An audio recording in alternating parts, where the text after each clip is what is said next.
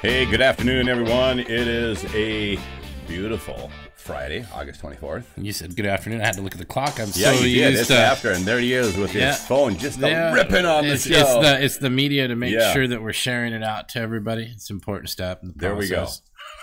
Well, we have a full house today. Kevin Hunter, Kelvin Coons, Chris Bornstead, Kyle Torgerson, or Kyle Ferguson, if you prefer. Anyway, I like Kyle Ferguson. That's a pretty good. Kyle Ferguson. Yeah, that's we discovered though that is his pirate name. Yarr. So yes. Pirate name? You mean I can dress up as a pirate and you can rent out our pirate ship? Yeah. Oh, dude, is that what you're saying? Be the pirate at every event from here on out. What are you talking about? Are you saying you can take our pirate ship and put it in any event? All you got to do is contact us at I don't have it on this one, but the next page. Anybody who has an event going on in the community, whatever else, and would like a pirate ship to be a part of it should contact us. Absolutely. Wow. We have, by the way, there is a possible upcoming appearance it'll make with YMCA. It's going to be at Extreme Machines. There is a father-daughter ball that's put on by Parks and Rec, which may very well have a pirate theme to it. And they have had conversation with me already about bringing the ship to that. So, and Unique 10, which is tomorrow. Bring it over here, really Kyle. Excited about Unique 10, which is tomorrow. The pirate ship will be there as well. Right. We're going to drag race against some of the cars. Yes. Yeah, we'll sail against And I'll tell you what, it starts right from the shore of the Lake Sacagawea, and we're going to whip all of their butts. I was going to say, you'll probably win in the water. yes, we will win in the water. We'll no do circles doubt. around you. Yeah, very good. Well, Kyle, hit us up with a weather report before we get into Oh, happy birthday, Michael. Apparently, some of the best people are born in August. Michael Frericks has a birthday today. Big shout out. My birthday was yesterday, so you know mine was yesterday, and his is today, and it's just greatness all around the end of August. There you go. The weather. So today is going to be a high of 70 with a low of 53. It's going to be cloudy. Tomorrow's also going to be cloudy. It's going to be 69 with a low of 55. It's going to be raining Sunday, but then the sun's coming back out, and it's going to go back to the 85 Tuesday, which is pretty much the highest day all week. But going back down in the 70s. It looks like we're dropping down in the 70s now. This will be much easier on the kids when they finally get back into school. It's really hard to go back to school when it's still 85, 90 degrees out, and all you want to do is be outside playing. Well, so then hopefully it cools off into the 70s, and everybody's like, want to be inside where it's warm. Except for those Longview folks. The Longview, we don't know when they're going to go to school. But anyway. Actually, that's true. We don't know. They sent out a letter saying that school is the start date of school has been put off indefinitely. And that they don't know that the days will have to be made up, of course. So what if the teacher strike is resolved early though? When was the day to start? I think it was. Is it day after Labor Day? I don't know. I live in Kelso, so I mean, I don't. Isn't it usually day after Labor Day? No, they started. Everybody started this year early. Yeah. So I think like the 29th or the 30th or the 31st, right around there in that time frame. It seems like they might miss that date. Maybe. Oh, I'm going to go out on a limb and say probably. Yes. All right. So that was our weather report. Let's have some conversation about what we have on the show today. We're going to talk about this Longview teacher strike. There's something that people should know, though. There's a RCW that you wanted to read that pertains to this teacher strike. Kyle, if you would, bring this up on the screen and let's share this with our viewers. Yeah. Bam. So, according to Washington state law, nothing contained in the RCW, the Revised Code of Washington, for those who may not know what RCW means, it says nothing contained in this chapter shall permit or grant any public employee the right to strike or refuse to perform his or her. I think it might be time for glasses. I hit 45 and I think I need glasses. Yeah. But anyway, so that's a little hard for me to read. So basically, you guys, there's two things that whoever's in charge for the union is just doing not a very good job, in my opinion. They're doing a good job of organizing teachers, but number one, school's not in session yet, so they can't officially strike. Mm-hmm. Okay, so that's the first mistake Anyway, so they're already striking and school hasn't started. So they should have waited for this first day of school and then struck. I understand that they're trying to do it in a polite manner to give parents time, but technically they can't even strike yet. And I mean, lawfully, they can't even strike. So, again, you can't strike. Not only are you encouraging people to break the law, but you're striking too early. Mm-hmm. And so, again, it's, come on. So that is Washington law, RCW, right. 41.56.120. Right. I have to be real careful on this subject because I'm really passionate about this, and I don't have a very popular opinion on it. So I may just not get too involved. Okay, Kyle, do we have the letter, which is actually from the local teachers union, that says what they're looking for, what they're looking to accomplish? Do we have that available? I will find that. Just one second. All right, let's find it. So while we are talking about it, I had my device right here. I had some data that I just wanted to share with people. And I don't have a horse in this fight. My kids are not in Longview schools. And that may continue to be the case for some number of my wife is very much interested in homeschooling at this point, so that may not actually happen down the road either. But I just want to share some things that might be of interest to people, and we can also bring this reference up on the screen here in just a moment. So where things are at right now, what the Longview teachers, from what I best understand, you guys can correct me if I'm incorrect on any of this, is that the average teacher pay in Longview is $65,473. That's per teacher. This is the information that comes from the comes school directly district. off of that letter. Yes, Longview School District. So it's $65,473 is average teacher pay in Longview, and what the district is proposing, and they're refusing to accept, is moving the average teacher pay to $69,999. So it's a buck short of $70,000 a year. So here's just some. Kevin, I would also like to point out that this doesn't include their benefits. That's just salary. That's salary. That's just salary. This doesn't include the benefits that they're receiving. Yeah. So they're looking to move or the district is proposing a move to basically $70,000 a year from $65,473. This is about a 6.5% increase in income. You know what I think about over the course of the years that I've been in business, that I've served in executive positions in organization, and all the different companies that I've consulted with, and a 6.5% increase one year over the other is a pretty substantial increase in your organization. Well, don't forget that according to the data that's out there put out by the school district, I think they got like an 8% raise last year.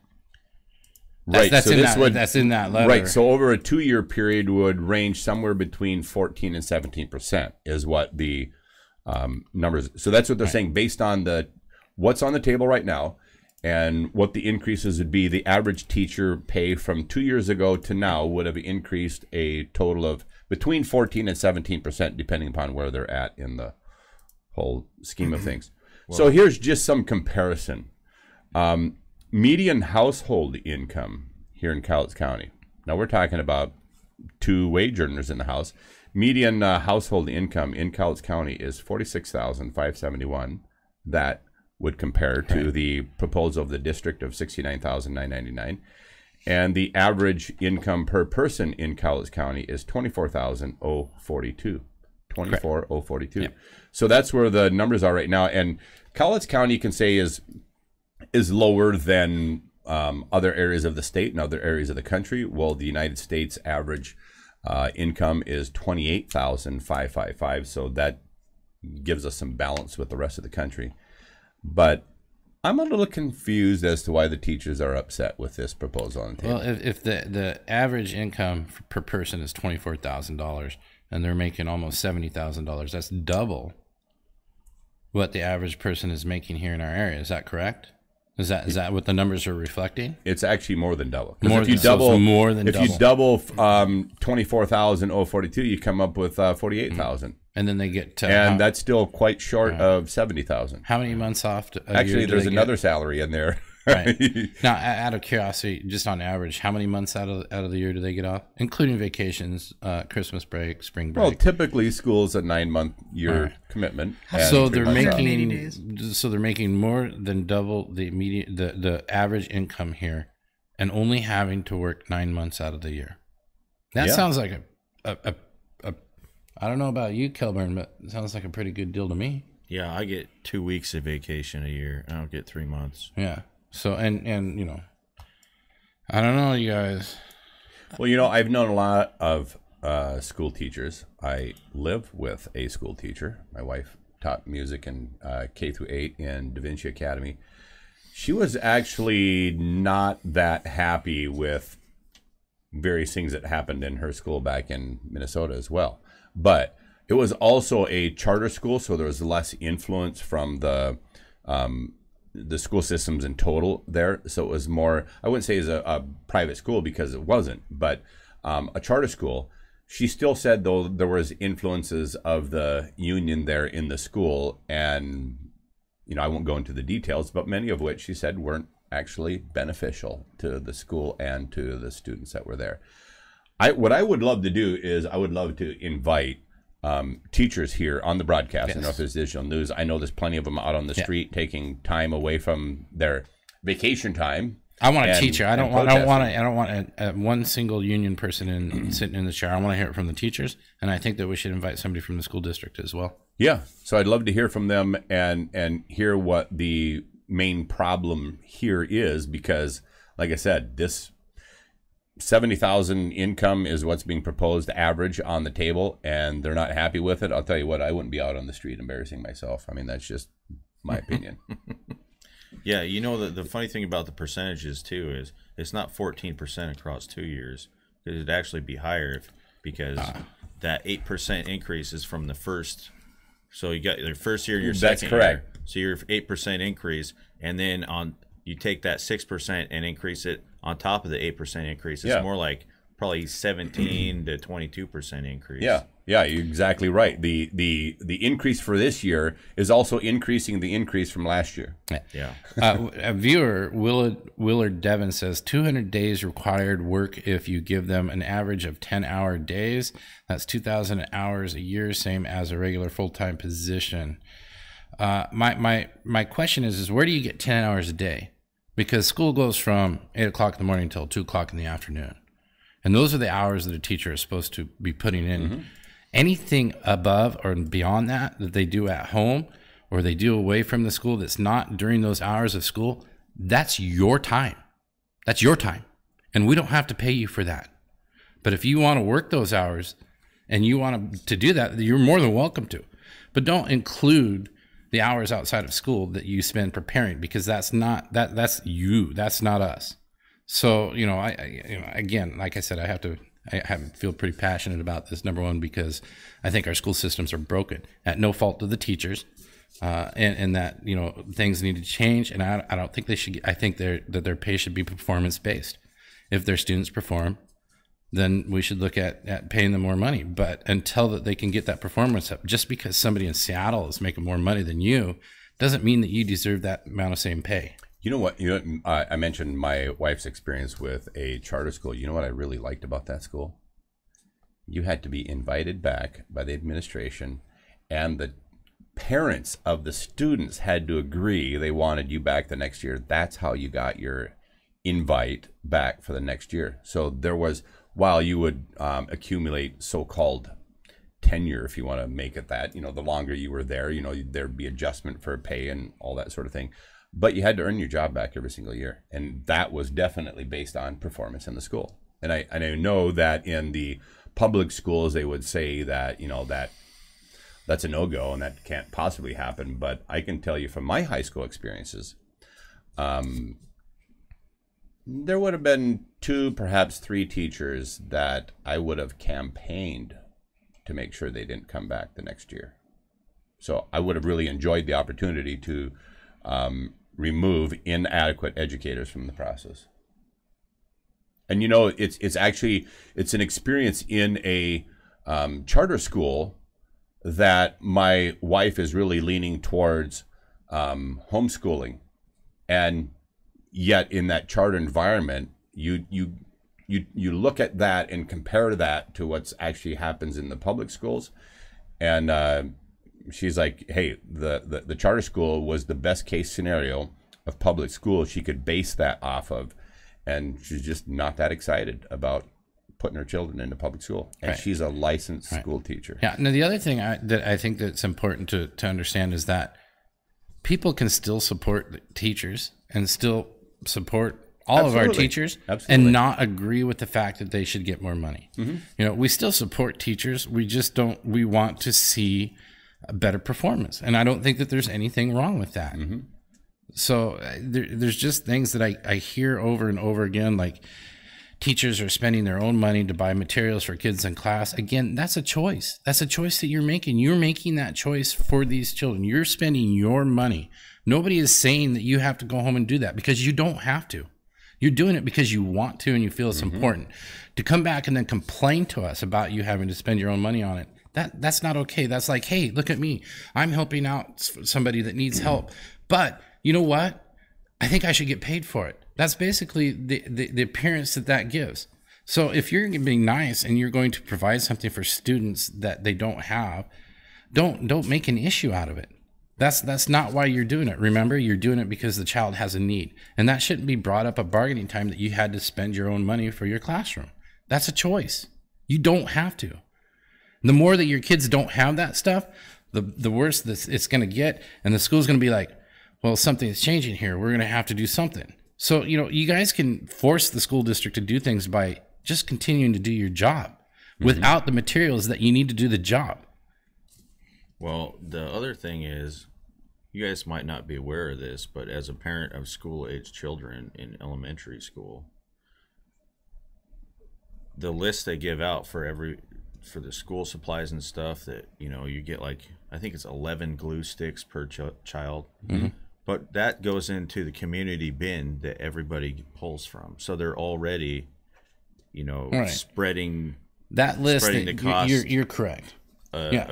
Across the parents of the class and not the teacher. You're correct. Here. You're correct, because I know that this is what happens in my kid's classroom in Kelso. We bring the stuff in the list. The teacher takes it. They add all the crackers together. They add all the hand wipes together. They add all the pencils together, and then it goes to the kids. So it's a cooperative type of thing is how they're running it right now. You are correct. So we're already sending school supplies to the schools for other kids that aren't, we're sending supplies that won't be used by our kids. Do you hear us complaining about it? No, but we are going to bring it up because, well, why can't they afford all these materials with this huge bond that came out and all this kind of stuff? Well, the argument is that the money that was given to the school district was specifically given for raises. Yeah. And the school district is hanging on to that money. They're saying that they're broke and that they're going to start running deficits. So they're basically saying they don't have the money to give the raises, so they're keeping it. Okay. They aren't keeping all of it, but they're keeping, they're keeping it. What about out of their normal budget? How much is it to have a few extra pencils for, Jimmy, whose parents are tweakers and doesn't want to buy him pencils? Well, that's what the teachers are saying that they're stepping up and doing, is they're buying these items for these kids. The district should foot that bill, right? Well, if they're buying something for the class, then they're buying something for the class. This is where now seems silly to me. The way I see it, right? Teachers shouldn't have to, buy stuff. They shouldn't have to.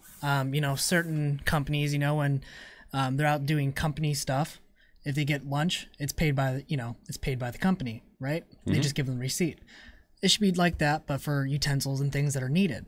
And just to talk about like band directors, right? Band directors are severely, the way I see it, just because, I was a huge band kid. I love band. I find them severely underpaid. Now, my band director, he is in Portland, which is his choice, but he drives up every day and he gets there around 6:30 a.m. And on marching band days, he leaves around 10 p.m. So the entire day he's there. And that's pretty much now Monday through Friday, and that's his choice, But he's only getting paid from 6:45 to like 3 p.m. After that's his choice. But of course, it's marching band, you know. And what's a high school without a marching band? Our teachers and not our teachers, but our school system, it's not as good as other countries, and it needs to be refocused and refined and looked at and see, okay, this is working, this isn't working. It needs a whole lot of revamp on it. It's crazy. Mm-hmm. Well, they need to kick the federal government out of the school systems, and they need to give, back local control. And until they do that, nothing is going to change for the teachers. You have to take local control back. They will never give it back. No, they will never give it back. But again, this goes with my thing is that, this is no fault of the teachers. Sure. The federal government got involved, and the school systems have just gone downhill after that. The teachers know how to reach the kids, and they know that each kid in their class and how to at least communicate with them. And we need more local control kicked back. And until we get the feds out of the school system, it's just going to get, honestly, you guys, until we get them out of the school system, it's just going to get worse and worse and worse. So I have a message for the school teachers, because we're not going to spend all day on this subject, but I have a message for the school teachers at $69,999, which is a $70,000 income. That is 2.9 times, nearly 3 times the average income in Cowles County. It's my opinion that is more than adequate pay for an educator here in this area, and that you guys should stop the protest, stop the strike, and be thankful that you're making nearly 3 times per person. So if you got a husband and wife teacher, which I know of, we have friends who are husband and wife teachers at home, that's a $140,000 in household income for that family, which the household income in this area is $46,000. So that only puts you $100,000 ahead of anybody else. So it's my opinion that the pay is more than fair for what the teachers are doing. But I don't pretend to know every single thing about this whole situation. So come on the show and change my mind. Yeah, please. Please change your mind, please. Because if come you on change the your show mind, and change your mind. That's new information. Yes, please do it. Yes, invite you to do that. All right, so let's move off of that subject. Let's talk about, Kelvin, you were at a rally up in Seattle titled Liberty or Death Rally. Mm-hmm. This sounds a little bit like Patrick Henry. Yeah, I was taking obviously his quote, "Give me liberty or give me death." Mm-hmm. The organizer, Matt Marshall, is the leader of the 3 Percenters, and who spoke at the last rally I did down here in Longview. He organized this rally, the Liberty or Death Rally, up in Seattle, and it was held at the Seattle City Hall out in the plaza there. There was I bet you 200 Seattle police officers up there. Many of them are on bikes. The plaza was ringed. So the plaza backed up to the City Hall building. And I'm assuming that's the City Hall building because there's the City Hall block there. Mm-hmm. And so there was, there's only one open side of the plaza, and their whole street was lined. The whole block was lined with police officers. And then on each end of the sidewalk on that side of the street, there was a line of police officers with riot gear that you had to cross to get to the rally. Wow. Yeah. And I got there a little bit late, and so when I walked up to the line of police officers and asked them if I could get through, they kind of looked at me like, should we let this guy in? And I pulled out my pocket constitution and held it up, and they said, oh, okay. Go on in, son. Yeah, you're good. Yeah. I also had my Bill of Rights shirt on that I wore at the first rally that we did here in town, so that helped too. Yeah. But we kind of talked about this on the show last week.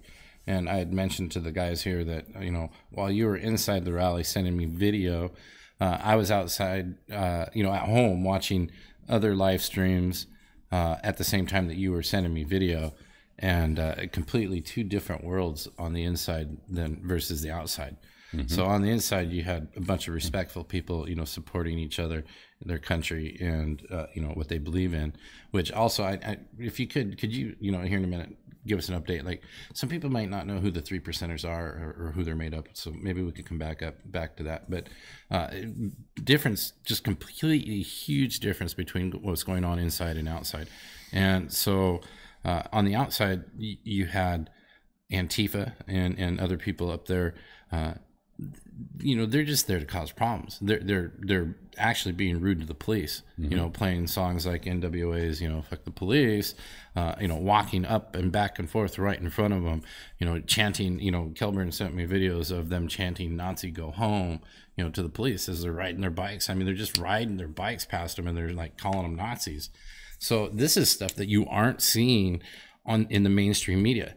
What you are seeing in the mainstream media is this white racist group showed up in Seattle today to cause problems. They're the most peaceful people there. The problem is on the outside of the rally, and the media purposely is not reporting on how much they are doing. I mean, I have video that Kelburn sent me of people where their face has been cut open because the people on the outside are throwing things at the people that are there at the rally. Do you see that on the news? No, you don't. All you hear is these evil white supremacists. And that's just not what's going on at these rallies, you guys. It's just not what it is. Doesn't it make you wonder why the news wants you to believe that hogwash? Does it ever make you wonder why? Because this is actually something that's happened in media for a long time. There was in 2004, then sitting President Bush was running for re-election, and he made a stop in northern Minnesota in Duluth.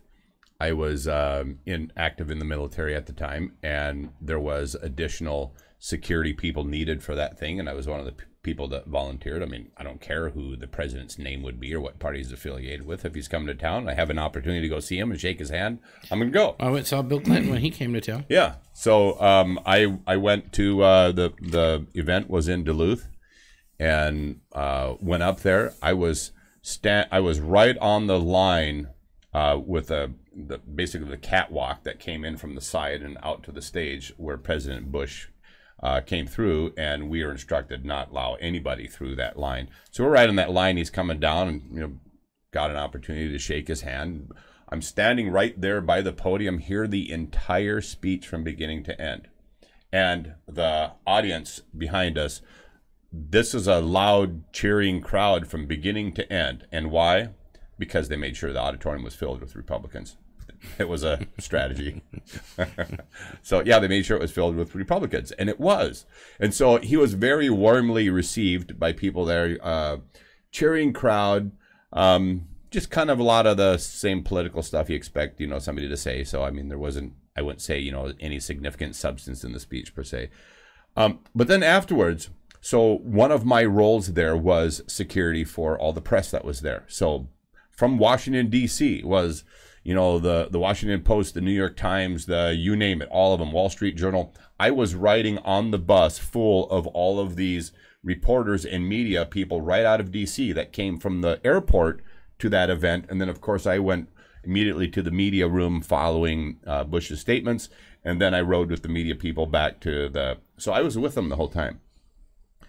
And I'm listening to because as soon as he's done, all these the media room goes hot. Every single network around the country is reporting on this speech that Bush just had.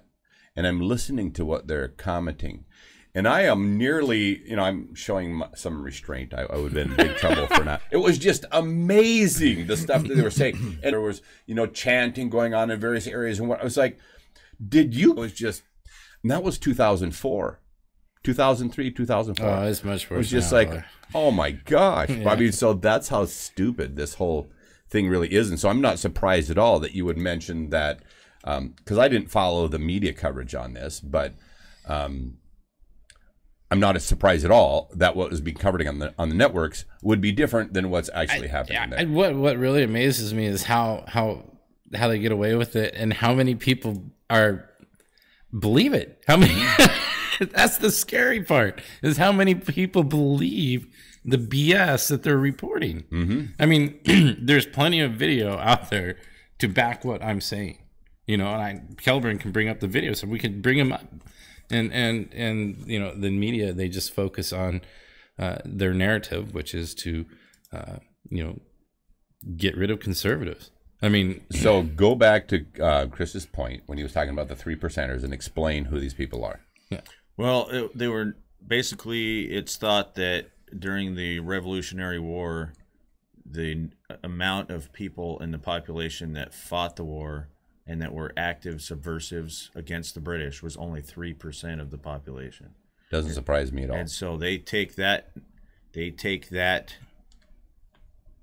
amount and they use it as their title. They're the 3%. Okay, they're the ones that are going to stand in between the public and tyranny. Okay, they're the ones that are interested in a constitutional government. They're not anti-government. They're pro-constitutional government. Okay, they're made up of veterans and various other like-minded people in that regard, and a lot of people that take their oath to defend this nation seriously. Absolutely, and they, the name of the rally, Liberty or Death, for a lot of people that were there, I'm sure, was, not just a cute title for it.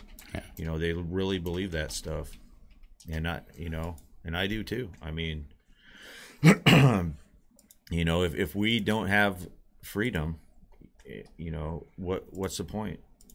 Well, you also have to have the rule of law, and that's what the Constitution gives us, is our laws. Yeah, it's a balance between the government supporting the individual and protecting their rights, and then how do you balance that out with, okay, you have the government to protect your rights, but you have to protect the rights of the other people, everybody that's here. And then when people have squabbles and then people's, try to infringe on each other's rights, how is the government supposed to operate in that situation? And that's what the Constitution really lays out, things like that.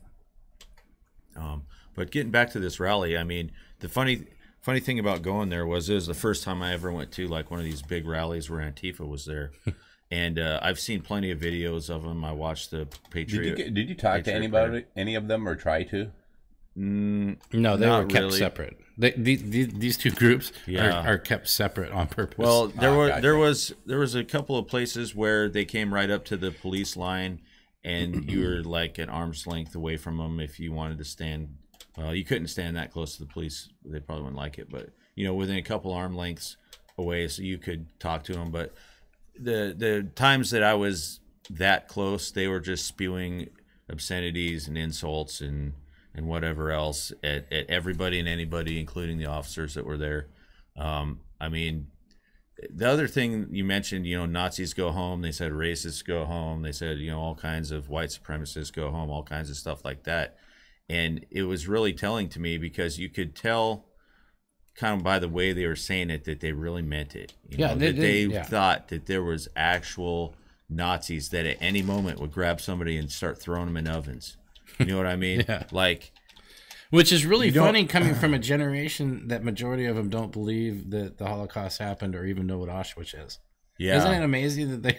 Well, I don't know anything about that, but it's you don't really get the sense of that just watching the videos. That I mean they went out there. You could tell that they were serious, but the point of it is there was no Nazis there. Right. There was no racists there. There were no white supremacists there. Actually, there was none of that. I'd like to argue that there was, and those are the people that are calling you those names and trying to shut down your free speech. Well, sure.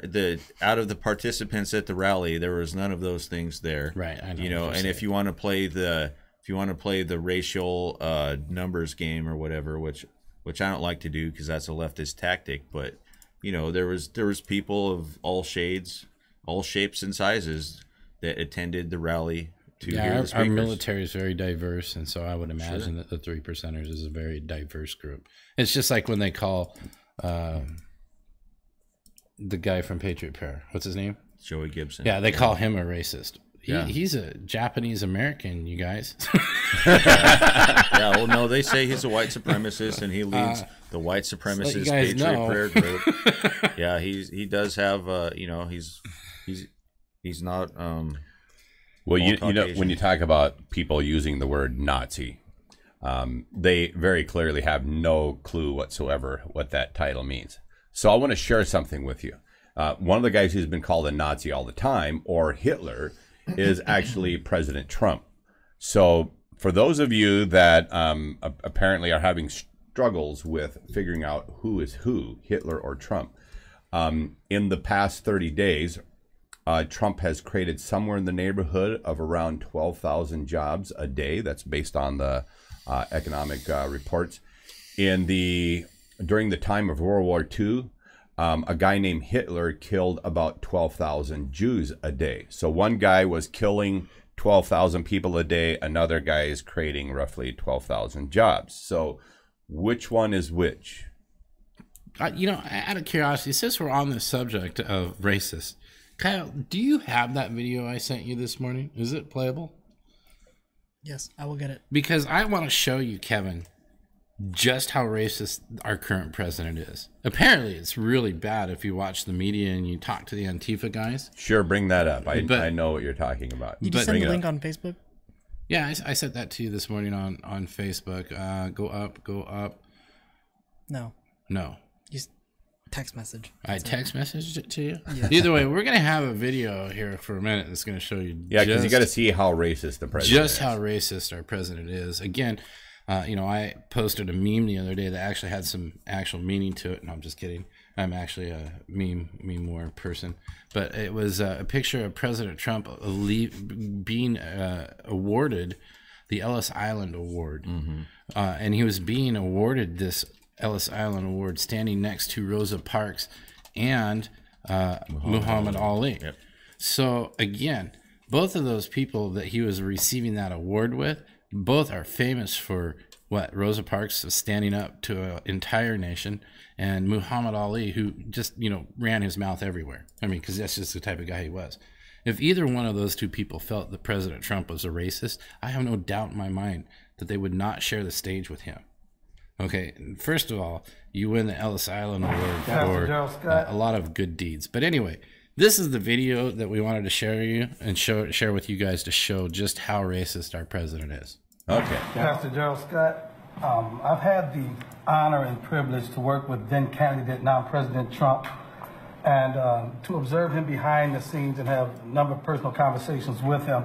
And people ask me, why do I defend him so vociferously? And I say it's easy for me to do because I know him. And he's shown me his heart, and I know he has a heart for all Americans. And I will say this administration has taken a lot of people by surprise, and it's going to surprise you guys even more because this is probably the most proactive administration regarding urban America and the faith-based community in my lifetime. And I'll be 60 years old in December. But when I think back on, I mean, I use good hair dye. And I've got a great makeup artist. But to be honest, this is probably going to be and I'm going to say this at this table, the most pro-black president that we've had in our lifetime because, and I try to, you know, analyze the people that I encounter. This president actually wants to prove something to our community, our faith-based community and our ethnic community. The last president didn't feel like he had to. He felt like he didn't have to prove. He got a pass. This president this administration is probably going to be more proactive regarding urban revitalization and prison reform than any president in your lifetime. If we work together, give him a chance, don't pay any attention to these guys back here, and I promise you, we will do something. This administration will continue to make history. It's going to be a lot of positive change. Great things are on the horizon. I promise you. I have to say one thing about that. So I didn't know him at all, and I'm watching one of the, I would say, unfriendly groups of broadcasters, to put it nicely. And I said, "Who is that guy?" He was destroying them. I say, "Who is he?" Then I saw him 2 or 3 times, and I said, "I have to meet him." But I want to just thank you. You have been incredible. You are some voice. And when I heard, okay, tell him, how long are you married? Tell me. 39 years. Okay. 38 years. So I thought he was like 35 years old. Okay. So did you. Exactly. And then he said, say hello to my wife. He said, I've been married 39 years. I said, you're married 39 years. I thought you were 35 years old, right? But you're doing a good job. You're obviously doing it right because you look great, and we really appreciate it. We're going to be all right. Right from the beginning. Gerard's been working with us a lot. And, you know, Great. he used to live on my street when he was a kid. In the same city. Yeah. So, Small world. Yeah. Thank you. Appreciate it. All right, we can end it there. Okay. All right, so there you heard, actually that whole table is all ringed with black people and black leaders from around the communities, and he says President Trump is the most pro-black president that has that in their lifetime. And there's other things there that he said that were really important to people and to a lot of people, and I don't, you know, you didn't focus on it a lot, but he said he's the best president so far for prison reform. That's a huge issue to a lot of people in our state and a lot of people around the country. These are the things that he's doing that the media have been wanting for years. And this president's doing it, and they aren't reporting on it. They're missing the bus. You know, he also said something else that I thought was really interesting is he said, the last president we had didn't feel he had anything to prove as it pertained to the black community and the minorities in this country. And the truth is he didn't prove anything as it pertains to minorities and the black community. Many of them, that's the reason why when you see this hashtag walk away and you see all these various people like Candace Owens and the two sisters who have been on Fox News and many other places, the reason why you're seeing so many of these black people jumping on YouTube and sharing their commentary and talking about what's happening in their communities and actually being an active voice in real reforms is because they were tired of being neglected by an administration for as long as they were, and they're seeing a president who, as this gentleman just said in this thing, the most pro-black president that's been in their lifetime, who's been sitting in that chair. And so that includes Obama, includes President Bush, includes and our first Clinton. black president, Bill Clinton. Yeah. You know, Yeah. no, I had to look up what the walk away movement was because, you know, it's like every couple of months there's some kind of new group that pops up, you know, Antifa. Now you have this Me Too, then you have Walk Away. So I actually had to look up and see what the Walk Away movement was, and okay. Yeah. So I wanted to go back to something really quick because I misstated something when I was talking about Hitler and Trump. Did he kill more people every day? Is that what you have to? Hitler actually killed twice as many people per day as Trump was creating jobs for people every day. So I said 12,000. It was just under 6,000 jobs per day in 2017. 2.1 million jobs is what Trump created last year. And in the time frame that the war was going on in World War II, Hitler, the real Nazi, was killing 12,000 Jews a day. So pretty crazy. Yeah. Nobody should be confusing those two people. Well, you know, I don't know if you guys saw this, but a while back that was going around on social media that the definition of fascist has been changed by the progressives to include anybody of a right-wing persuasion. And so I think what's happening is they see anybody that's right-wing, they use that new definition that was brought out in 2009, I believe, on the online dictionaries. They take that term, apply it to anybody who they see as to the right of them, and then retroactively apply it, and then say, well, if they're a fascist, they must be a Nazi from World War II because those two labels go together. It goes right along with the new literature that Kyle sent me the other day that says that anybody that disagrees with me is a Nazi. Yeah. It was a book. It was a children's book, too. Yeah, children's book, yeah. Probably anybody who disagrees with me is now a Nazi. So that's how they do their arguments on the left. I got 2 letters for you from the alphabet. One is the second letter, and the other one is the letter S. And when you put the 2 of them together, that's what all that Nazi fascist conversation is all about. You know what? I had a conversation with a gentleman who wasn't, I'm using the gentleman term generously here, but I was visiting with a gentleman who went on to describe somebody who is running for office in this area as being a fascist and Nazi and all these other kinds of things. And I was just like, define that for me, because I could say you're a pig and you'd go, oh, Kevin, that's terrible. I says, no, you were just rolling in the mud. That's what a pig does. So I just saw you got mud on you. Pigs like mud on them. So I just said, you're a pig. Tell me what the fascist thing actually means. Like, put that down into language as to what it actually means to you. Tell me what this racist thing actually means to you, and give me examples of what. And you know what? There's nothing. Just keep coming. Well, he just look. I mean, everything he says, everything he does, whatever, it's just racist and fascist, whatever. It's like, okay, well, I see him right over there. What's he doing right now that's racist or fascist? Because he said everything he does. I'm looking over there, and I don't see anything racist or fascist going on. So am I missing out on something? I mean, do I need your glasses Do I need your prejudices and biases in order to be able to see the racist and fascism that you're talking about? That's really what it boils down to. Yeah. Can I just add one last thing about the rally? So we talked about this. I mean, I'm pretty sure everybody here thinks, yeah, it's silly that they do that they call everybody racist and a fascist, and it is obviously silly. But the danger is that A, they really believe it, and B, they're willing to commit physical violence to uphold that belief. And I witnessed that at the rally. About an arm length away from me, there was a guy that got hit in the face right here, had his temple cut open with something that they thought was like a rock or a ball bearing shot from a wrist rocket from across the street. And the problem is the media, when they say, oh, well, there was a right-wing protester that was hit, that was injured by something, they kind of frame it as if he deserved it, or as if the rally goers deserved it because they were out there promoting violence or anything like that. And nothing can be further from the truth. Okay.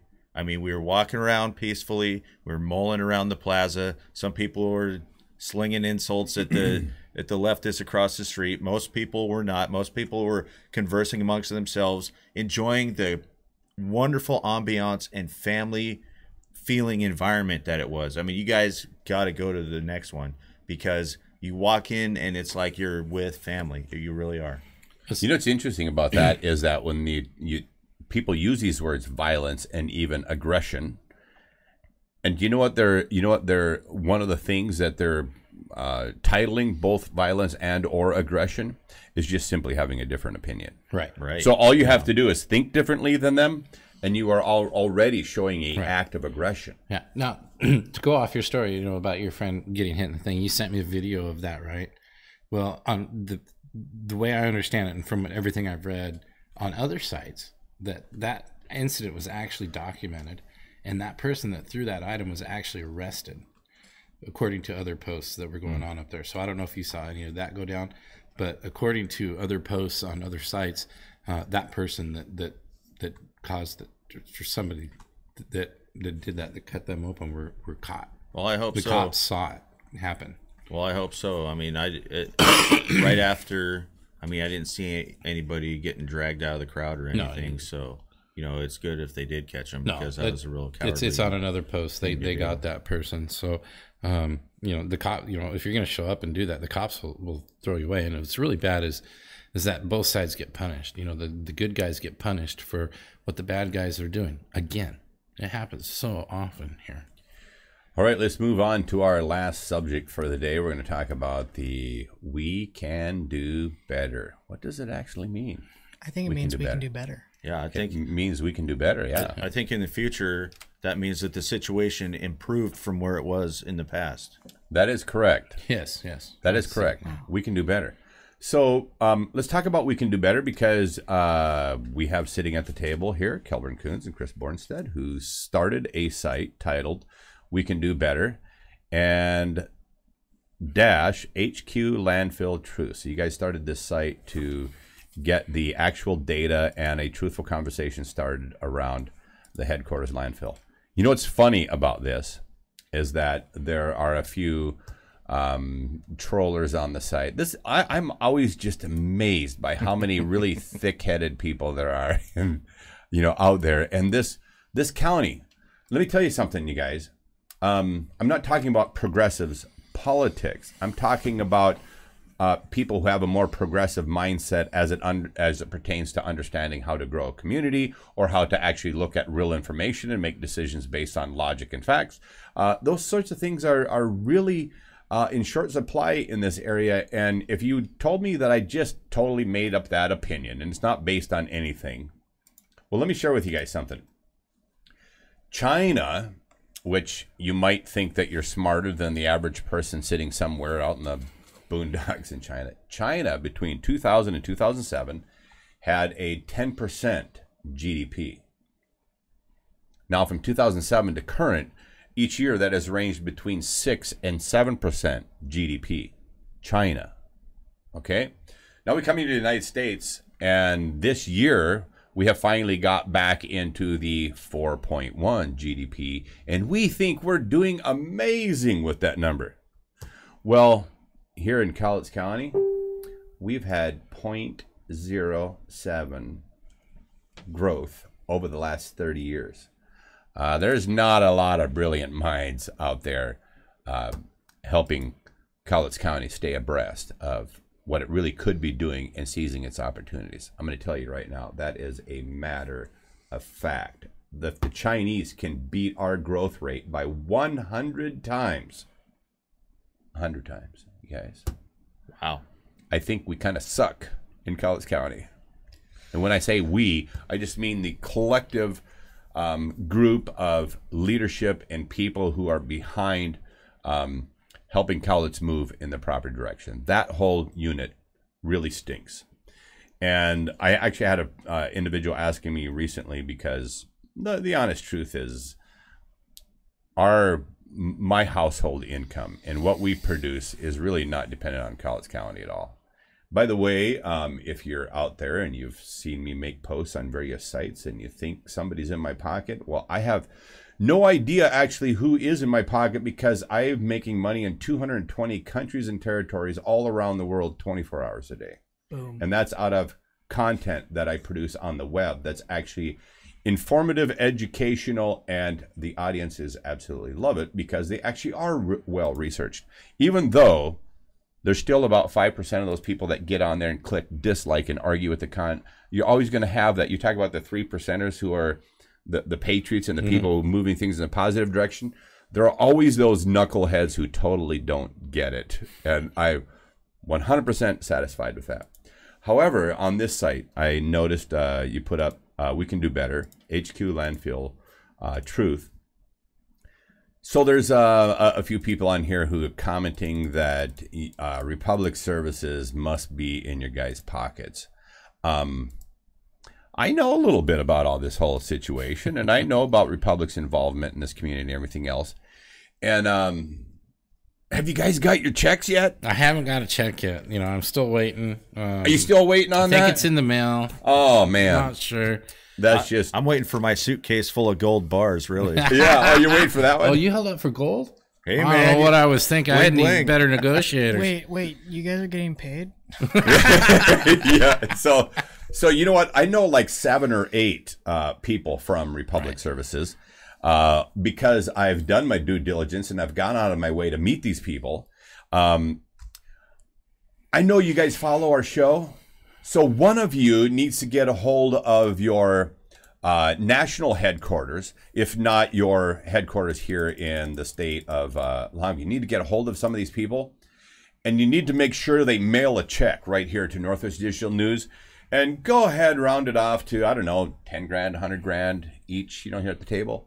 And make sure we get paid for what we're doing, because, you know, there's all these people saying that we're getting a big payoff for actually producing information and sharing the data with you guys. So we don't want these people to have dishonest opinions. They all say they have honest opinions. So we want their opinions to be honest. And we will not turn down a nice big fat paycheck. So Republic Services, if you're listening, get that money coming, because we're all for having a big payoff. Apparently, by sharing the truth, we're helping move that ball in the direction where that contract may actually happen. So if it happens, I'll tell you what, we should be getting a huge paycheck. The idea of the website was to get the accurate information out there. Bingo. And the reason why we decided to do the website is because everybody kept touting this, keep headquarters landfill site, where the people of the creators of the page have kept themselves hidden. They're the Antifa of truth, because they're cowards hiding behind this website. There is no factual information behind what they post. It's all just feelings. And you know what? Something else, they can't interact with their people. They don't interact with people on the site. They aren't there answering these questions. It's just a propaganda site. Yep. Now, if you come to the page that Kelburn and I made, we made this to put the accurate information out there. The information that we're posting that has to do with the landfill comes directly from the county, or it comes directly from Public Works. That is where that information coming from. So if you guys want to yell propaganda, take that up with the county, because this is their numbers. This is their knowledge. This is what they're producing to citizens to make an educated decision. We are just sharing that and getting it to a bigger audience of people. That is all we're doing. And yes, Of course, we support the landfill deal with the Republic, and of course, we report who the wouldn't? public. If you had done the Right. homework that we have done on Right. this subject, what idiot wouldn't be supporting this deal? You know, there's a bigger picture here that these people don't understand, and that is the state of the county as a whole. Okay, now something that I do and I can say, and the reason why I can say we need to do this deal with the Republic is because I attend the county meetings. I go to the commissioners' meetings. I go to the secret meetings behind closed doors. I'm sitting there and I'm taking that information in, and I'm basing my decision off of that. And you know, I have to stop you there, Chris, and really quickly just validate what you just said. Because of all the people in this county, in this community, myself included, this man over here, Chris Bornstead, he deserves a huge round of applause from everybody in this county. He's one of the few people who goes to all these, goes to these commissioner workshops. Have any of you even been to a workshop? I've been to some of these things. I'll tell you what, some of them are so lengthy and so boring and so everything else. You just want to, you just want to bang your head against you the want wall. Chris still goes so that he can get the information. You guys ought to thank him for doing that, because there's not enough room in that room where they meet for people to get together. And then you going to the commissioners' meetings and stuff like that. I mean, I totally applaud your efforts doing that. Thank you, Kevin. Yeah, and people should be recognizing what you're doing instead of trying to disparage the message that you're sharing. I wish I had more time to hit more meetings, but you know, I do have a job that I work. You know, I am responsible for children, and I'm responsible for running the household, and then I come and I do our show, you know, 3 days a week. So, you know, I've got a pretty full plate, and I would love to be able to hit more of these meetings, because the real information and the real stuff that's going on in this county, you guys, is not what's being presented on Tuesday morning. That's just the finished product. That's just the show piece. That's the show. Everything else is decided in these meetings. You know, right now I'm sitting on the committee that's preparing the racetrack ordinance for Cowlitz County, because we don't have one right now. You know, there's things that people can do to actually get involved and help their community. And all of these other people that you hear out in the community that are out there complaining, or they're showing up to an occasional meeting to argue their point. I don't see any of these people at those meetings. None of them. Yeah. None of them. So somebody has to watch what's going on in the government. And when I have the time, I do that. Something else that I also do is I go to the courthouse, and sometimes, you know, I really am interested in our justice system. So sometimes I go and I watch court cases. I don't get to do it a lot because, like I said, I work and I have other responsibilities. I'd love to do more of that stuff. But there is important information that our county misses all the time. So when it comes to the landfill, I can look at everything else that these guys are talking about in these meetings and listen to the things that we would like to do in this county, but we can't because we don't have the funding. Well, you know, I mean, up until recently, our commissioners were factoring in things such as the methanol plant and the coal plant into future, you know, budgeting. Like, things are going to get better in a couple of years. But sadly, we have a small group of people here that, again, a couple of them might show up to a meeting here and now and then, but most of them don't, are trying to kill every single job that comes into this area. And they call themselves the We Can Do Better crowd. So the idea behind the website is that these guys that can do better have been trying to do better for what, probably 10 years now, and they haven't. So Kelburn and I created this site to show them how we can do things better. Well, there's actual meaning behind We Can Do Better. Right, because by going with Republic Services, we're going to extend the landfill, the landfill's life. The county is going to make the money that they would not be able to make themselves. And that's the most important thing, is that we will get more money than what we can produce ourselves. And that not our ideas of but, many in the community is. We bring more fun. We bring in more homeless people. We set up more programs for them. We build more low-income housing for them. And create more county jobs. Right, and we will create more county jobs. The government will give us more money. Instead of going out there and getting real jobs that people need, they want us all dependent on or counting on who we can get to move here from Portland and Vancouver. That is their idea of how they want to run the county now, and we have got to do better. We can do better. Our commissioners are doing a fantastic job right now of looking at this landfill deal. They are doing their jobs, you guys, on this one. And you've got these people that have personal stakes in it out there spending money to put monkey wrenches in what the best deal is for the county and the citizens, because they want to put more money in their pockets, waste control. But anyway, you know, and that's kind of like why speaking of waste control, I'm of the opinion, based on the data that I've looked at, and this is a number of sources of publicly disclosed data that really anybody can get their hands on. So my assessment of looking at all of that kind of stuff is that there are millions in the way of dollars reasons why waste control doesn't want this deal to happen. Right. And so when you start talking about somebody having their hands in somebody's pockets, yeah, there's some pockets being lined right now with the way the county landfill is being mismanaged. And when I mean mismanaged, who'd have ever thought that citizens in inside the county would be paying higher landfill rates than those from outside the county? You want to talk about mismanagement? Who would have ever thought that the life of the landfill would be going away at an accelerated rate? Back in the beginning, they said this was a 105-year landfill, and now just recently they said it's 72 or 73-year landfill. It's amazing how quickly they're filling it up.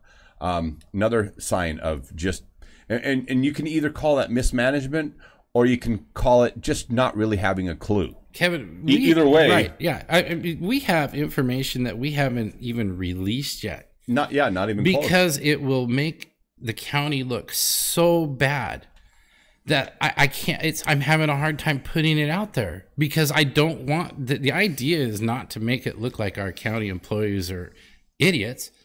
Is there's something. There's people that can do the job better and make more money for us at the same time that protects our interests. Okay, so let's hit a few of the issues, and before we do that, though, I want you to bring up a comment, because this goes back to where some of these people come from here in this community, and I'm guessing that this guy has good intentions. I'm going to give him the benefit of the doubt of having good intentions. When we set up the site, we knew that the people that are the good old boys network that's trying to keep these deals for themselves would send their best to this website. So we were fully expecting opposition. That, you know, that's what, you know, we aren't like the other side, and we don't silence people. You come down to the website, you put information on there, or you ask us something, we'll do our best to answer it. But the thing is you guys, is that we don't work for Republic. So we don't have all the technical answers. The only thing that we can answer to is what we've learned ourselves by reading, watching, attending meetings, and taking tours of the landfills. So those are the things. We have a lot more knowledge than the average citizens do on this now. If that makes it look like it appear that we are in Republic's pocket, I'm sorry. You're just getting that good of information. Here's the interesting thing about facts, you guys. What Chris just shared with you is 100% the facts. The interesting thing about facts is that if 1,000 people don't believe them, they aren't any less true. And if 1,000 people do believe them, they aren't any more true. In the end, the facts are still the facts. And you have, if you get on the site, we can do better, HQ Landfill Truth. You have inadvertently bumped into the truth, and just because you haven't done your homework and you have no clue that you have bumped into the truth does not make it not the truth. Can I say one other thing before you go into bringing up comments? Is that we aren't, you know, when you do social media, you don't get feeling and like you do when you're talking to somebody. You can't hear their voice. You can't hear how they are. So some things on the internet can be taken out of context. And we've had a couple of people say, hey, you're making fun of me, or you're being really rude to us, or something like that. No, that's not what we're doing. We're trying to help get you to see our point of view. We aren't making fun of you. That's not what we're about. We don't care about that. We don't think you're stupid, and we aren't there to argue with you guys. That's for sure. We're just there to answer what we can and to help give our citizens an honest look at you know, what the deal is. And you know, there's a lot of misinformation out there, like which step we're on right now. You guys, we are on this step right here, and that is the commissioners have to vote to sit down to start negotiating a contract. That's the step where we're at right now. Negotiate. So they actually have numbers to compare with where it would be versus where it currently sits with the county. And somebody on the site last night posted that they were against this deal, and I came back and I asked them a question. Would you be, even if you are against this deal, are you still opposed to the commissioners sitting down to see what kind of opportunity we could have here? That's the next step. Let's see what we can get. I've heard rumors that they're willing to put in a new road up there so that the headquarters landfill traffic is almost none. So let me ask you guys a question. Those of you who are against the commissioners taking even one more step, you're out in the housing market, you're shopping for 2 homes, and you have landed on a home, decided this is the home you're going to have and whatever else. And somebody comes along and says, well, there's another house across town that is bigger. Your payments would be less. Your investment is less. The life of the house would be greater. Your utilities in the home will be lower. Your actual fees of everything else that you're dealing with in the house in the long run will also be lower. You'll have better quality of life there. Don't forget, if anything breaks, you're covered. Yeah, if anything breaks, you're covered. And this home does a much better job of taking care of and protecting environment than does the home that you're looking at over here. And these people would say, I'm not even interested in talking about it. That's exactly what they're saying. Because all we're talking about in this point is when you look at all the various elements of the landfill, the threats to the environment, the life of the landfill rates, the income that's produced out of the landfill mix, airspace, the water in Silver Lake, all of those issues. You guys, every single one of those has a road to improvement in this contract negotiation process. Every single one of them does. So it doesn't matter what your bee in the bonnet might be. I said this in Woodland.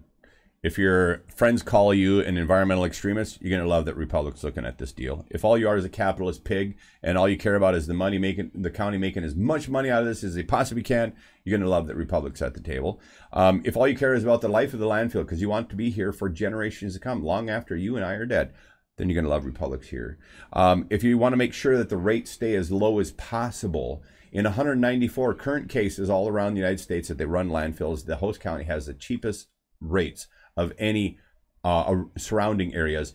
194 examples, and the only example we have here in this county is we pay higher rates than people do outside the county.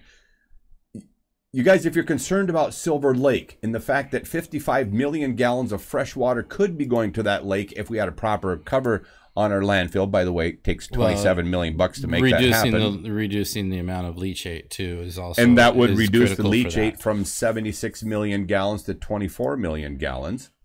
You guys, it's a complete no-brainer. Right. It doesn't matter, like I said, what your issue is, what your burning issue is. There's a path to a solution to make things so much better for that. Right. And everybody agrees that a landfill is a huge environmental risk and nobody wants it in their backyard. Nobody wants it around their lake. Nobody wants it impacting their environment. So what you should want then is, since a landfill is still a necessary beast, have it run so stinking well that you don't even know it's there. Yeah. To the people that are saying that we need to keep this for our asset and to keep it as long as we can, you guys, the county is filling it up faster than what they said they could. They can't. They don't have the knowledge and experience in the compacting and everything else to do this. But, you know, some people, you know, there's a lot of misinformation and fear out there. So if you think that this is like a hostile takeover type of a situation where Republic's going to come in here and just take over and fire everybody, that's not accurate either. They want to keep the employees that are there at the landfill right now, and they'll be given the opportunity to keep their jobs. Number one, why? Because they already know the job. They already have an experience, and all they can do is improve these employees by giving them better knowledge. Hey, Chris, there's a little secret here, too. Yeah. If you have the chance to work for Republic instead of the county, on average around the U.S., Republic Services employees make 30-some% more. There's a tip.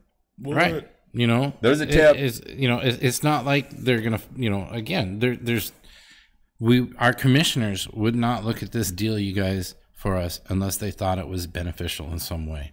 And now that we've made it this far, we need to let the commissioners finish exploring this idea and allow them to sit down at the table and start contract negotiation with these guys to see exactly the benefits that we're going to be getting from this deal. Okay, so we need to wrap this conversation up. But before we do this, let's bring up one of these guys. Sam, we're going to help make you famous. I hope you appreciate this. In fact, I want to preface this. I had no problem sharing a comment here from Sam on the page because he stated in his comments that anytime You put up a public page, which is the we can do better. HQ Landfill Truth is a public page. It says anytime you put up a public page, expect public feedback. So this is public feedback. And Mr. Sam Roller says, I personally believe you are in their pocket. This is a response to a post made by Kelburn Coons. He says, you are too pushy and informative. Oh, it's terrible to be informative. Oh my gosh, too much information. My opinion, no evidence, just my intuition. Now, I'm really glad, Sam, you made that confession. No evidence, just intuition. And history has shown his intuition to usually be accurate. Right. Deny until you're blue in the face. I won't change my opinion. I am just so knuckleheaded that no matter how much data you give me and facts and information, I'm not going to change my opinion. This is borderline making fun of somebody. That's not what. No, you know what, Sam? We may not change That was your my mind. impression of a knucklehead, whether Sam okay. is one or Yeah. isn't. I was just, No, Sam, the idea of the page is not to change your mind. Exactly. It's to give you the proper information so that you can make the most educated decision that you can. Actually, I'm going to give you a quote from Zig Ziglar. You don't need to change people's mind. You need to give them new information, which allows them to make a new decision. Right. So new decision based off new information. The information's there. You can believe whether it's accurate or not. But I challenge you to call your commissioners and ask them for the information, because it's going to look a lot like what's on this page right here. Or Public Works, it's going to look a lot like what's on this page here. It's there for you. This is a tool for you to use. Don't listen to me. Don't listen to Kelburn. Don't listen to, if you don't want to. Look at the information. Look at. But we do have a sign that says, because Kevin said so. Yeah, because we do have that. So, that is true. We're good. Thanks, anyway, Michael Frericks, for that. So, hey, you guys can tell me if this was picking on Sam or not. I was basically trying to illustrate something, which it kind of, as Peanut and Jeff Dunham would say, it's kind of where it went. But anyway, I just said what's funny is that the Sams of the world believe that anyone sharing information must simply be bought off by someone, as though here's a little aha moment for you, Sam. About 80% of the population, that's if you look at the people who are way over on the extreme right, and if you look at people who are way over on the extreme left, there's this group of people who are sitting right in the middle. That's about 80% of the population, all of which care about the truth. And they're people who actually are more than interested in sharing information and data. So smart people like us, and hopefully like you, are interested in making good decisions based off good information. So that's most of the people. So apparently, according to your intuition, you think most people are bought off. Well, so I've just shared that. We need only thank mainstream media for this, because far too often, many of the statements made in the news anymore these days are propaganda. But now back to the issue that Sam raises. So this is just to anybody in general out there. If you get on this site, We Can Do Better, HQ Landfill Truth, you've managed to bump into the first site in Cowlitz County that actually shares the truth in the landfill. You wouldn't know that, though, if you haven't done any of the research, because there were 2 meetings by SWAC on this subject. You would have also had the opportunity to see how far behind the 8 ball our county really is had you gone to the meeting. You also missed a public open house in June. That was June 19th, to be specific. 8 industry experts were there to answer all of your questions, but a small handful of people, all of us here showed up, but a small handful of people actually showed up to that open house. No city council people in the entire county attended, you guys. So these letters that they wrote to the county commissioners to ask them to slow down so they could get information, interesting that they weren't interested in any information. All right, so there was that. People also missed the opportunity to see the many presentations that were at various cities. Woodland, Kalama, Commissioner Mortensen also showed up at Longview in the citizens' comment portion, and they gave him ample time to cover all this data and even answer questions from the city council as well. That, by the way, was carried by KLTV, so you could go and look at that particular piece. And if you want the slides, the PowerPoint slides, we requested all of them from Commissioner Mortensen. We have them all here on Northwest Digital News. You can ask us anytime for those. We'll be glad to share them with you, and you can pour through them. Those are all the facts and the data on the landfill.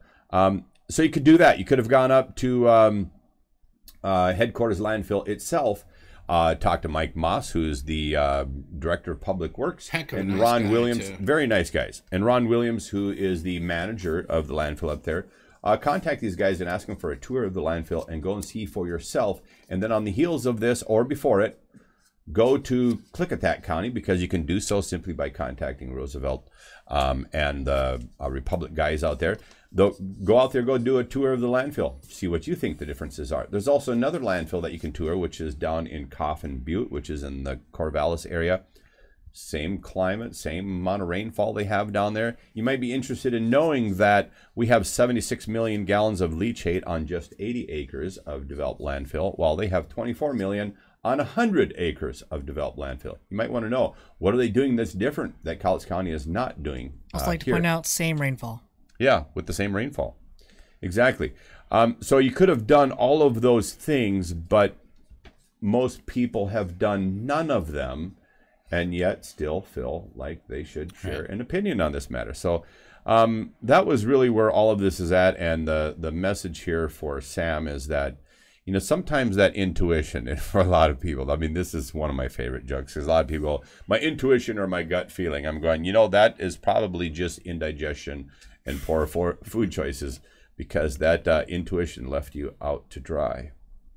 It's not based on any. And I do appreciate the a couple of confessions that Sam made. He said, first of all, in a later comment, that you've not taught me anything. So that was an interesting confession. And then the first part was saying that he is making his statements based on no evidence. So I thought that was I would great, also too. like to point out that if I remember correctly, you know, investigating Sam's profile, he doesn't live locally. I believe that he, according to his website, took a job up in Seattle. So there's that. Sounds like he did better for himself, right? Yeah. Why can't we? If I'm thinking the same guy, I'm just trying to pull from memory. So Well, he's on the thread. So There I could just be clicked another on it. guy, It I says don't deck know. engineer at Pacific Pile and Marine. Where is that at? I don't know. Yeah, that's definitely not Cowlitz County. Yeah. So again, you know, we could try to convince Sam all we want, but when it boils down to it, Sam doesn't have really a say in it, unless he does live local. I don't know. But anyway. So yeah, if you do want to know more information, go onto the page and come with an open mind. You know, we'll be honest with you if you be honest with us. Yeah. Even We're going if to be they- honest with yeah. you, even if you're not. Yeah. That was a poorly phrased statement there, Kyle. We're gonna be honest with you whether you choose to be honest or not. We don't really care if you want to be or not. We're still interested in the truth, whether you are or not. And the data that we're putting out there is still the data, whether you think it is or not. I mean, it doesn't matter. You know, if you had done the due diligence that we have done, you would actually understand the data. And you would actually understand what the truth is. For clarification, Pacific Pile and Marine, which is where Sam claims his job is at, is Riverside Drive in Seattle. That's what. Yeah. By the way, I'd just like to throw out there that John Mayer sent me a friend's request this morning. I Yeah. don't know if it's the John Mayer that sings, but whatever. Wow. Yeah, and it's Friday. Yeah, it is. You gonna Friday. accept it? We're over time. So we are over time, but there's something else that I have to share with our listening audiences. Not only do we have a sign because Kevin said so, but you guys may not have known. Oh yeah. Yep. What? Yeah. It's that. I am not wearing my dark glasses today, so that's why you weren't able to tell. We gave him his own phone booth, you guys. But Wow. But I am in a news agency, and you know, if you have followed the story, Oh, Clark yeah, Kent. yeah. What did he do for a living? Misinformed people. No, I'm just kidding. Yeah, he was a fake news reporter way back in the. Actually, now that you mention it, I think he did a live news show on Facebook. Yes. Oh, Crazy. crazy. That comic was way ahead of its time. I tell Now, you Yeah, that. it was. now people think you're probably thinking, oh, that's just superimposed. Well, Kevin, if you gladly, you know, show off your awesome Superman, Right here. it's also in other ones as well. Yes. It's a permanent thing. I think he had it tattooed on his chest. That's right. All right, you guys. It's Everybody have a Friday. great weekend. You just found out where Superman resides. All right, Wait. well, that's going to do it for our show here on Northwest Digital News. Always interested in the truth, always interested in information and data. And if at any time you feel that we shared something that is inaccurate, you should get in the stream. Share us what you think we either said or did that's not on the money. Give us the links and where we can go to find what you believe is the truth. We'll be glad to report on it and cover it. Because you know what? I can speak for myself, and I think the others at the table here would say the same thing. I never mind being wrong. In fact, I love it when somebody comes up and shares with me and says, hey, you're looking at this issue or that issue incorrectly. Here's what you do need to know about it, because you know what? People make much better decisions when they have the truth and the real information in front of them. And I like to be that person who makes decisions based off the truth, based off real data, and based off the facts. So if at any point you think any of that is wrong, get on the live stream or get on a post that's already been put up and share your information. And we'll be glad to continue our journey of due diligence and cover that. And if the facts are something else, we'll be glad to share that with people. You guys got anything else today? My eyeballs are floating. All right. No, I'm just kidding. Chris is saying that he needs more coffee. Yes, I need more coffee. All right. Kevin Hunter, Kelburn Coons, Unique Tin tomorrow. Chris Bornstead, Kyle Torgerson, come on out to Unique Tin and visit the Northwest Digital News crew out there, and make sure you see all the hot rods, as we understood from Mayor Jensen and Averett, who was here just the other day sharing on the show. 500 to 600 vehicles you expect to see out there at Unique Tin. It's going to be a great day tomorrow over at the Fairgrounds Expo area. So go check it out. All right, that's going to do it here for our broadcast. Till next time, take care.